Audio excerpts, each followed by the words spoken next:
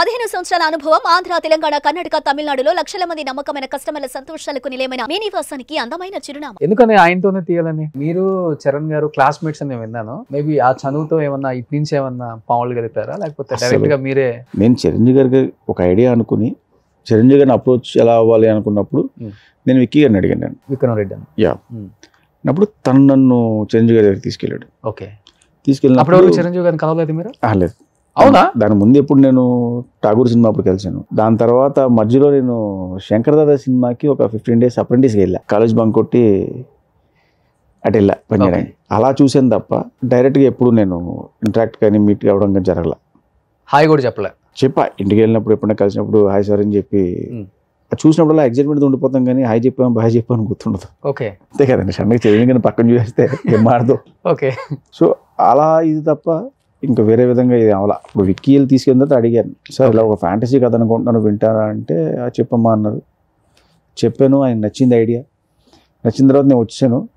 అయితే బాగుండు, జరిగితే బాగుండు. మన చూడండి ఎగ్జామ్ రాసి వచ్చిన తర్వాత అసలు ఇది ఉంటుంది, మనకు టెన్షన్ ఉంటుంది. ఆ టెన్షన్ నేనుంటే విక్కీ గారు వచ్చి బాస్ ఓకే అన్నారు అన్నాడు. నేను పెద్ద షాక్. అంటే ఓకే అన్నది వెరీ హ్యాపీయే, బట్ అది చెప్పడం మనకు రియాక్షన్ ఉంటుంది కదా. ఆ షాక్లో ఉండి మళ్ళీ ఇంకోసారి అపాయింట్మెంట్ తీసుకుని సార్ ఒక్కసారి ఫుల్ నరేషన్ ఇస్తానంటే ఆయన మళ్ళీ 1.5 hour నరేషన్ తీసుకున్నారు. తీసుకుని ప్రొసీడ్ అయిపోండి అమ్మా, ఏ డౌట్స్ లేవు నాకు అన్నారు. ఇంకా అక్కడ నుంచి ఆగల.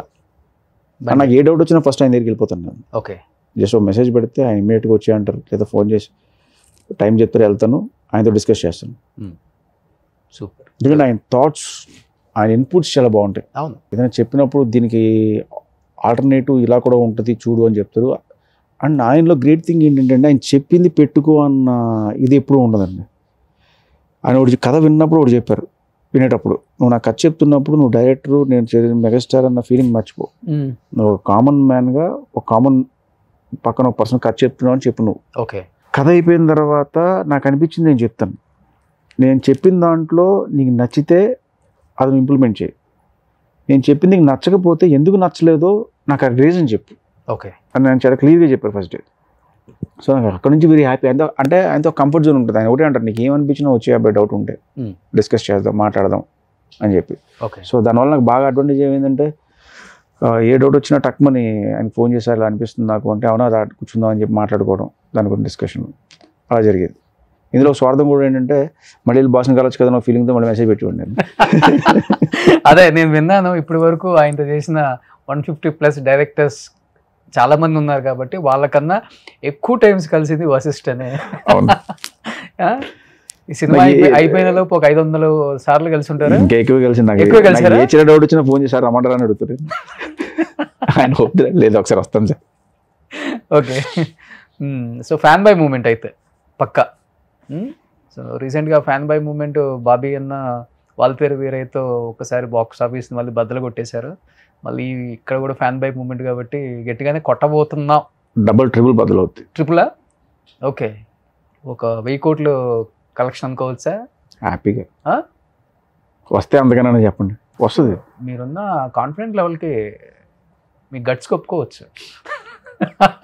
ఎక్కడి నుంచి వచ్చింది ఇది అసలుకి? ఇప్పుడు నాకు కథ అంత స్ట్రాంగ్గా లేకపోతే చిరంజీవి గారు లాంటి ఒక మెగాస్టార్ ఎందుకు ఒప్పుకుంటారండి? అఫ్కోర్స్ ఎంతమందిని చూసుంటారు, ఎన్ని కథలు వినుంటారు. ఆయన 155 సినిమాలు చేశారు ఆయన. అది 156.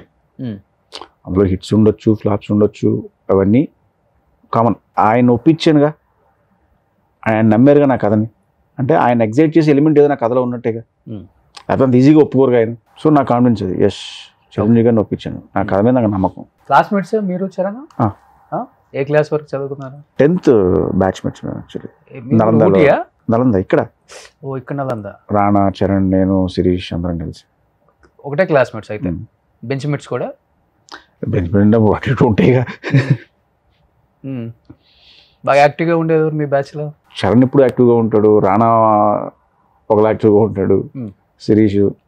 సో ఒక్కొక్కరు ఒక ఇది. మీ నలుగురు సినిమాలకు వెళ్తుంటారా? బంకొట్టి కాలేజీ, స్కూల్? నేను శిరీష్ ఎక్కువ బంకొట్టి సినిమాకి వెళ్ళేవాడు. మీరు శిరీష్? ఓకే, అంటే అటు బంకొట్టి మీరు, చరణ్ గారు, రానా వెళ్ళిన సినిమా అంటే చిరంజీవిది కావచ్చు, పవన్ కళ్యాణ్ గది కావచ్చు. శిరీష్ నేను ఎక్కువ బంకొట్టి వెళ్ళేవాళ్ళు. ఓకే, చిరంజీవి గారి సినిమాలకి, కళ్యాణ్ గారి సినిమాలకి అసలు అదే పనులు ఉండేవాళ్ళు. అప్పటి నుంచే ఉందా చరణ్ గారికి హీరో అవ్వాలి డెఫినెట్గా, నాన్నగారు లెగసీ కంటిన్యూ చేయాలి రానాక్ కానీ అంటే డెఫినెట్గా ఏమవుతావు పెద్ద అయితే ఫ్యూచర్లో ఐఏఎస్ ఐపీఎస్ అన్నప్పుడు I want become a actor doctor అని చెప్తాం కదా. సో అప్పుడు మీరు ఫ్రెండ్స్ మాట్లాడుకున్నప్పుడు చెప్పేవాళ్ళ వాళ్ళు ఇప్పుడు ఈ టాపిక్స్ ఏమవుతావు అంటే తెలుసు కదా చిరంజీవి గారు ఆ లెగసీ ఖచ్చితంగా చరణ్ అని చెప్పి. నెక్స్ట్ చరణ్ తన మూవీ ఆయన కూడా సోషల్ ఫ్యాంటసీ అంటే చాలా ఇష్టం. మీరు అన్నది జరిగితే చాలా హ్యాపీ నాకు.